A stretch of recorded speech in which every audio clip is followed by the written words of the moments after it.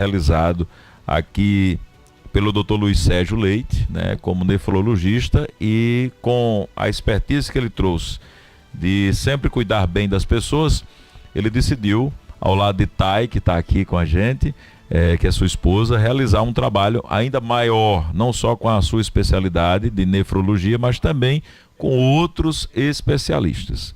E juntando profissionais de altíssimo gabarito, nós estamos tendo a oportunidade no Shopping Cidade Luz de ter o novo centro de saúde da nossa cidade e da região, Vivere. Hoje eu tenho a satisfação de receber o Dr. Kelvin Cordeiro, que é infectologista. Ele vai daqui a pouco, saindo daqui, ele já vai atender no centro de saúde e está estreando, e nós temos a maior satisfação de apresentá-lo aqui ao povo de Guarabira e região. Bom dia, Dr. Kelvin, é um prazer grande tê-lo. Bom dia, Rafael, prazer é meu. E aí, você já falou tudo, né? É um centro novo, né, que está aí para inovar na cidade, na região, precisando de várias especialidades que a gente vê que tem certas dificuldades de se conseguir e precisa muitas vezes os pacientes se deslocarem para outros centros maiores, né? Como João Pessoa, Campina Grande. E trazendo isso para cá, a gente vai tentar ajudar esses pacientes dessa forma, né? Evitando que também se desloquem de forma às vezes desnecessária e às vezes impossível, né? Financeiramente falando, por parte de algumas pessoas, para tentar aí ajudar mesmo aqui no município sem precisar ir para outros cantos. Inclusive a sua especialidade é uma especialidade rara aqui na região. Acho que é a primeira que eu venho a noticiar, não tenho conhecimento. Explique pra gente o que é que faz o infectologista. Realmente, Dr. Luiz, quando me chamou, ele disse, lá na região não tem infectologista e gostaria que você fizesse parte da equipe, né? Eu pensei duas vezes, estava prestes a terminar a residência, só pedi para ele ter um pouquinho de calma, né? E aí foi justamente no período correto. E o infectologista é um médico, é um clínico, tá? Que fez a residência em infectologia e essa residência ela abrange diversas doenças, tá? Basicamente a gente trata de infecções, qualquer que seja, qualquer o âmbito da infecção, né? Desde do cérebro até a ponta do pé, a gente tem que tomar de conta, digamos assim.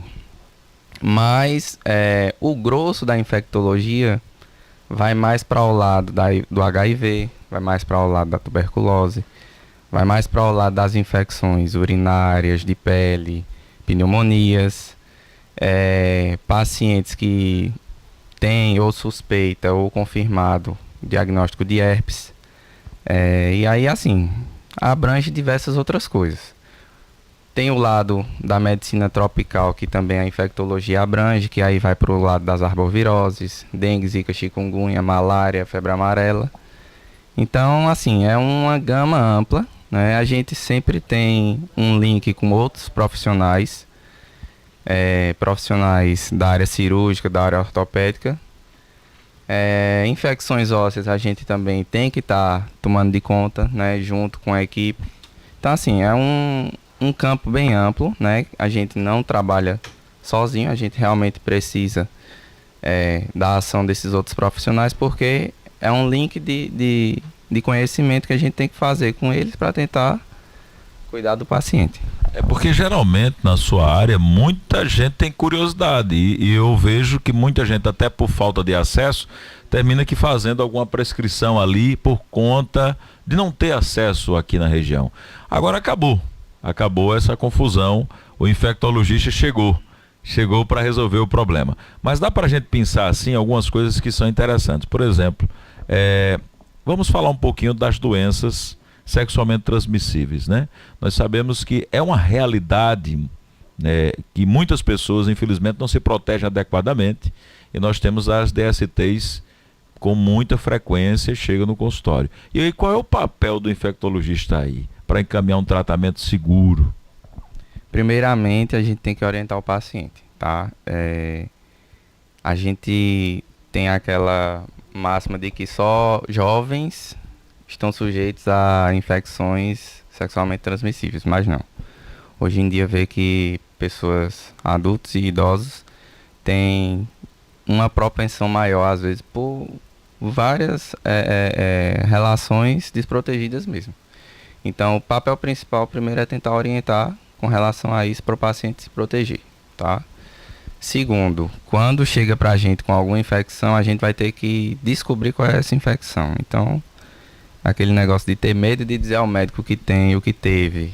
Não, tem que dizer, a gente tem que acolher de forma, digamos assim, humana, né? Porque se a gente também negligenciar isso, vai só prejudicar e afastar as pessoas. E com esse acolhimento a gente vai tratar de acordo, né? Cada doença tem o seu tratamento específico e aí vai depender do que o paciente apresente. Eu estou curioso agora em relação ao HIV, porque houve um grande tempo, um tempo nebuloso, que o HIV era um monstro, né? Era o bicho-papão. E aí pegou, morreu. Não tem cura, não tem nada e tal, não tem protocolo. Mas hoje em dia, o que é bom a gente atualizar o nosso pessoal em relação ao tratamento do HIV? Porque hoje nós sabemos que temos doenças muito mais violentas e perigosas. Hoje nós temos um tratamento muito super moderno do HIV que traz qualidade para a pessoa infectada, né? Exatamente. Antigamente o HIV realmente era uma doença que basicamente fazia o paciente até se aposentar por conta disso, né? Era, digamos, entre aspas, uma sentença de morte, né? E a gente sabe que com o avançar da medicina, novos protocolos, novos medicamentos foram se desenvolvendo e vendo que isso daí fazia com que tanto controlava a quantidade de vírus do HIV no corpo do paciente, quanto melhorava a quantidade de células de defesa.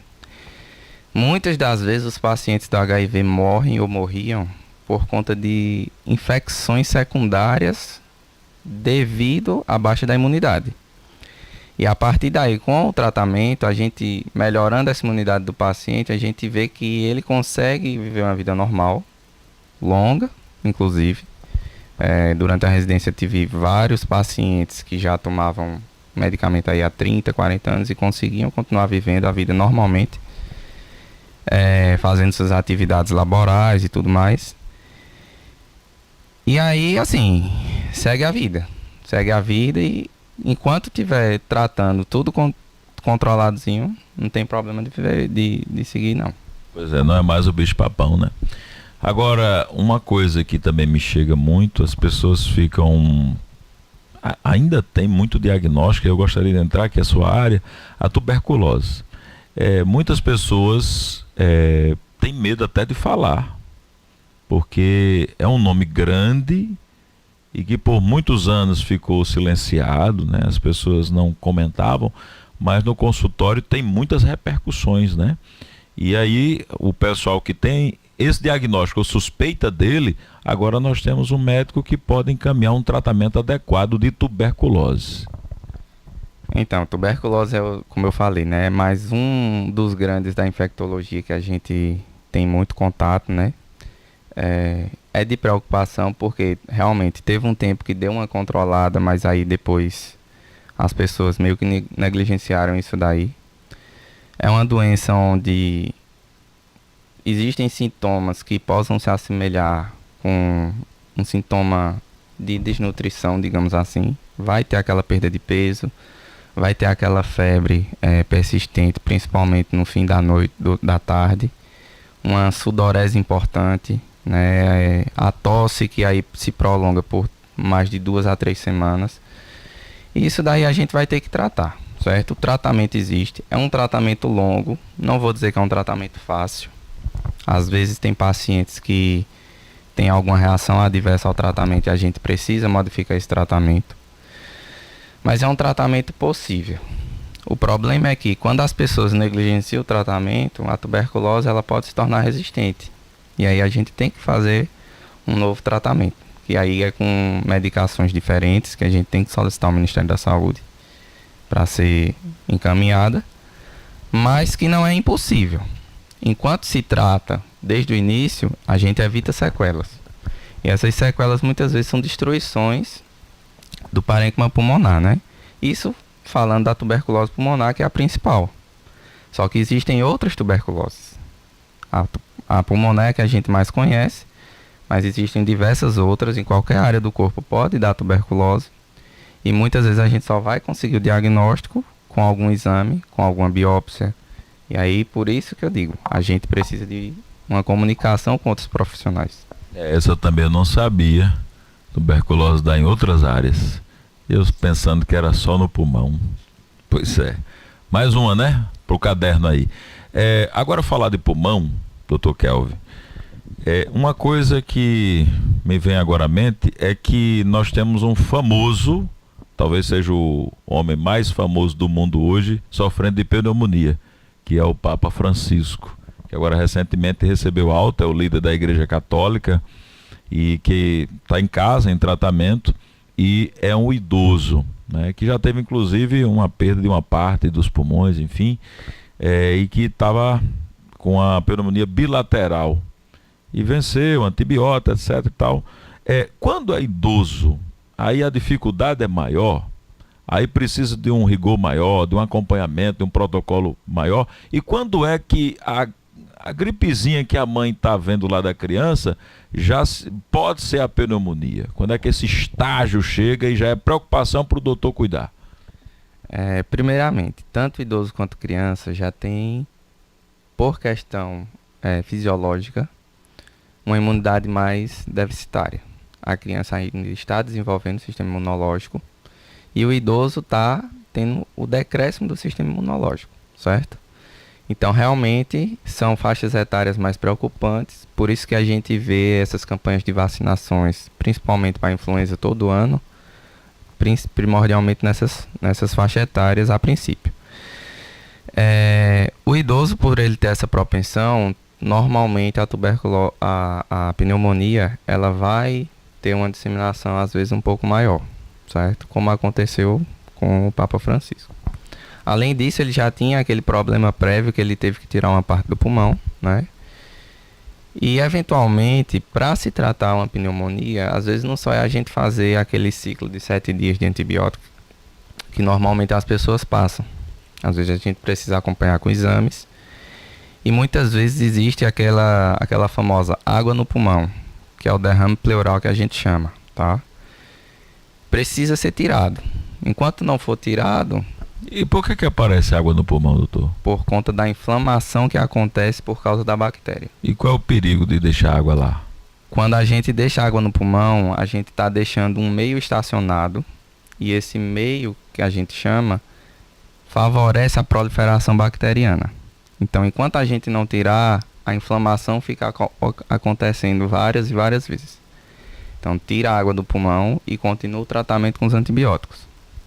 E aí vai depender da bactéria, que a gente também deveria identificar em todas as vezes, para tratar com o antibiótico correto e não empiricamente. O que é empiricamente? Esse antibiótico, vou passar esse antibiótico aqui, vamos ver se resolve. Resolveu, ótimo. Se não resolver, vai ter que trocar por outro. E aí depende de paciente para paciente, de gravidade para gravidade e de bactéria para bactéria. Quando a gente deixa água no pulmão, a chance da bactéria criar resistência aumenta, né? E aí com isso favorece a um período de pneumonia maior.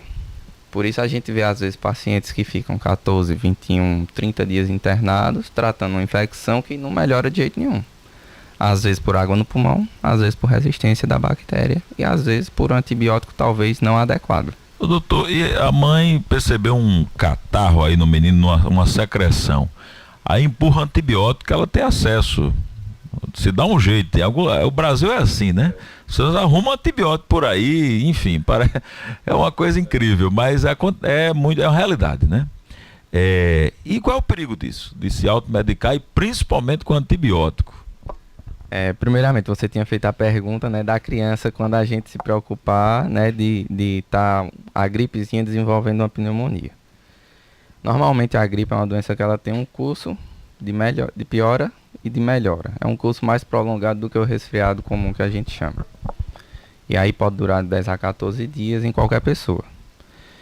Quando preocupar que essa gripe pode estar virando uma pneumonia? Não é só pela coloração do catarro como a gente pensava antigamente, tá? Da secreção. Às vezes a secreção está hialina, mas aí o paciente está decaído, tá com febre que não melhora de jeito nenhum, toma dipirona, toma paracetamol, não resolve. E aí a gente já tem que pensar em outras coisas. Principalmente se estiver cansado, com a frequência de respiração maior, aquela tosse que não cessa de jeito nenhum. Então assim, já é um ponto para se pensar que possa existir uma pneumonia aí entrando no meio do caminho. Doutor, o paciente começou aí com 3 dias, uma tosse, uma febre, e a mãe já foi lá com a amoxicilina ou com qualquer outro antibiótico aí que alguém passe ou que compre na farmácia, enfim. Tá certo, tá errado? Errado. Vou ser sincero, tá errado. Só que a gente entende a preocupação da mãe, vamos tomar um antibiótico né? Pra ver se resolve logo. Muitas das vezes a gente se preocupa também com isso, principalmente quando se trata de familiares, né? Mas o ideal não seria fazer isso, porque pode estar falseando uma resistência de uma bactéria que numa criança tende a ser mais sensível e mais simples, e se tornar uma bactéria resistente, e aí realmente ter que ir para outros antibióticos mais complexos. Tá aí com um tempo de tratamento às vezes um pouco maior. Pois é, e a gente cresceu naquela história, né, de o catarro tá verde, é um alerta e tal, e a secreção, enfim, gente, nada melhor do que uma boa avaliação médica, né? Então, apesar de muitas pessoas acharem que aquelas coisas que se fazia há 30 anos, né, que foi educada lá pela vovó, enfim, muita coisa pode melhorar se você procurar um profissional. E eu gostaria de recomendar aqui, inclusive passar o contato nesse momento. O Dr. Kelvin está partindo agora para o Shopping Cidade Luz, vai atender o pessoal hoje. E você que está nos acompanhando agora, assistindo e ouvindo, anota esse contato aí, por favor. 99128 4774. 99128 4774. Se você não anotou, não tem problema, você pode conversar com a gente aqui na interna, nós vamos passar. E também o Saúde Vivere, @Saúde Vivere, que é o Instagram. Lá você pode também conversar com o pessoal no direct e chamar para ver a agenda, o especialista, porque não só o Dr. Kelvin, que é infectologista, mas outros profissionais, inclusive boa parte, ou se não todos, devemos apresentar aqui neste momento que nós estamos criando no programa. Mas, Dr. Kelvin, eu quero tão somente agradecer a sua vinda, dizer que o papo foi muito bom, tem tanta coisa para a gente explorar que eu acho que a gente tem que voltar, né? Tem que voltar, talvez, não sei, próxima semana, enfim, para a gente continuar, porque são muitos assuntos, e veja que o interesse, né, como o rádio é um meio muito popular, né, nós popularizarmos essas informações para que elas cheguem a todas as pessoas, né? Sair um pouco do técnico, né, indo ali para o popular, para ajudar que as pessoas entendam, e o melhor de tudo, ao entenderem, saberem que vão buscar atendimento no lugar certo, né? Agora Guarabira tem o Saúde Vivere, é um centro de saúde no Shopping Cidade Luz, que já está aberto, funcionando, e por isso que eu quero agradecer, Dr. Kelvin, a sua presença, e já está convidado, né, para na próxima semana estarmos aqui falando deste e outros assuntos, porque acredito que hoje foi só uma apresentação. Eu quem agradeço, né, a oportunidade. E realmente a gente tem que educar a população, né? Muitas vezes as pessoas não conhecem o que deveriam, né? E aos poucos a gente vai aí tentando desventar, né, as coisas para as pessoas ficarem mais conscientes. Muito bom. É um jovem médico que está aí cheio de informação, né? Saindo da residência, está prontinho aí, em ponto de bala, para ajudar a Guarabira e região. Agradecer ao Dr. Luiz Sérgio, né, pela confiança, a Thay Alexandre também, que está cuidando do marketing também. Então a gente volta em outra oportunidade com o Momento Vivere e trazendo sempre muitas informações. E você que sempre passa ali no Shopping Cidade Luz, você que é de Guarabira e da região, quando entrar, dá uma passadinha, conheça o ambiente, veja as informações, acesse os serviços ou entre em contato também pelo nosso WhatsApp ou pelo Instagram do Centro de Saúde Vivere. Forte abraço a todos, final do programa, até amanhã, minha gente. Tchau. Jornal Correio da Manhã.